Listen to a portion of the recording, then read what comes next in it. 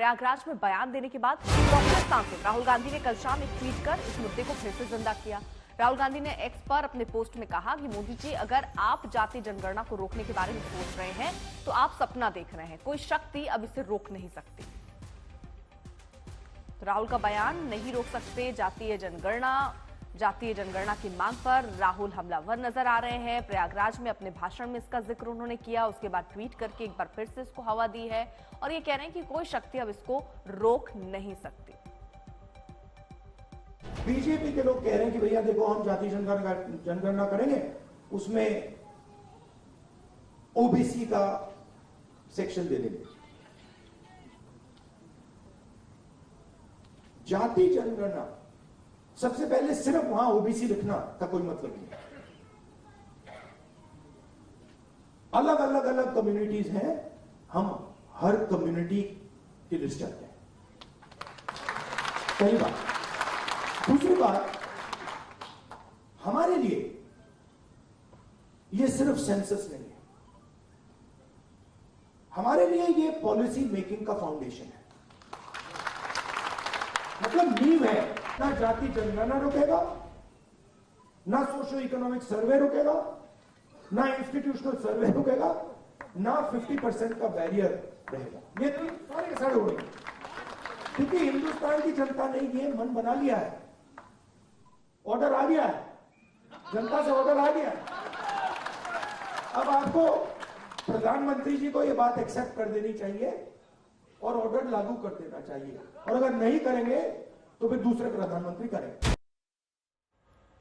वहीं यूपी के मुख्यमंत्री योगी आदित्यनाथ ने हिंदुत्व के सवाल पर विपक्ष को आड़े हाथ लिया। योगी ने दो बड़े बयान दिए हैं। पहला तो ये कहा कि सनातन धर्म ही राष्ट्र धर्म है, और फिर उन्होंने बांग्लादेश में हिंदुओं पर हमले को लेकर विपक्षी दलों की चुप्पी की आलोचना की है। योगी ने कहा कि भारत में एक ही धर्म है और जो विपक्षी हैं वो फिलिस्तीन उन्हें दिख रहा है, बांग्लादेश नहीं दिख रहा है जहां पर हिंदू मारे जा रहे हैं। आपने देखा होगा, इन सब के मुंह बंद है बांग्लादेश की घटना पर, कोई बोलना नहीं चाहता, क्योंकि उन्हें भय है अगर वो बोलेंगे तो उनके वोट बैंक खिसकते हुए दिखाई देंगे। उनके पैरों के नीचे की जमीन जिस पर वे लोग खड़े हैं, वे अंगारे उनको ही जलाते हुए दिखाई दे रहे होंगे, और इसलिए वे मौन हैं, बोल नहीं सकते।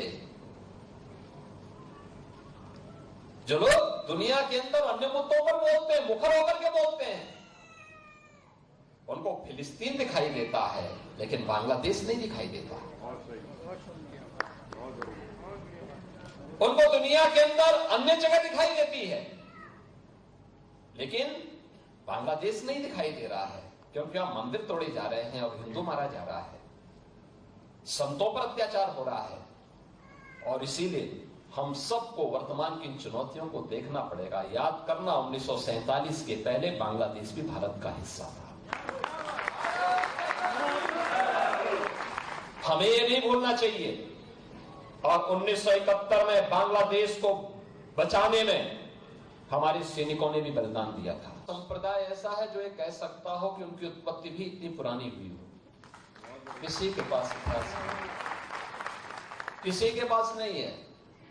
बहुत कहेगा, कोई 1400 साल का कहेगा, कोई 2000 वर्ष का कहेगा, कोई 2700 का कहेगा, कोई 3000 वर्ष का कहेगा। 3000 वर्ष पुराना दुनिया के अंदर कोई सेक्ट, कोई संप्रदाय, कोई मत और मजहब अपने आप को उससे पुराना नहीं बता सकता। उससे पहले क्या था, कुछ भी पता नहीं था।